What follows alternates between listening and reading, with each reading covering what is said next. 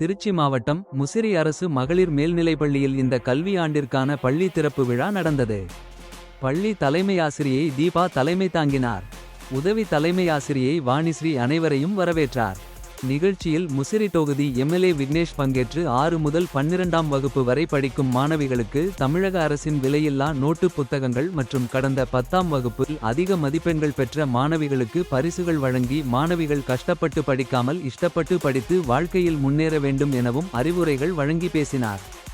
நிகழ்ச்சியில் தவேக மாவட்ட செயலாளர் ஜெகன்மோகன், பெற்றோர் ஆசிரியர் கழகத்தினர், பள்ளி மேலாண்மை குழுவினர்கள், ஆசிரியர்கள், மாணவிகள் உள்ளிட்ட பலர் கலந்து கொண்டனர். அப்படின்னு மைக்ல சொல்லும் போது நானே என் ஃப்ரெண்டும் பின்னாடி பேசிப்போம்.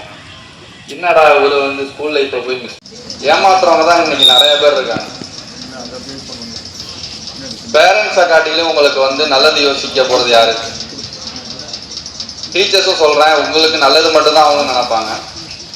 ஸோ உங்களுக்கு நீங்கள் ஃப்ரெண்ட்ஸுக்கிட்ட எவ்வளோ டிஸ்கஷன் பண்ணுறீங்களோ அதே மாதிரி பேரண்ட்ஸுக்கும் சரி டீச்சர்ஸுக்கும் பண்ணுங்கள்.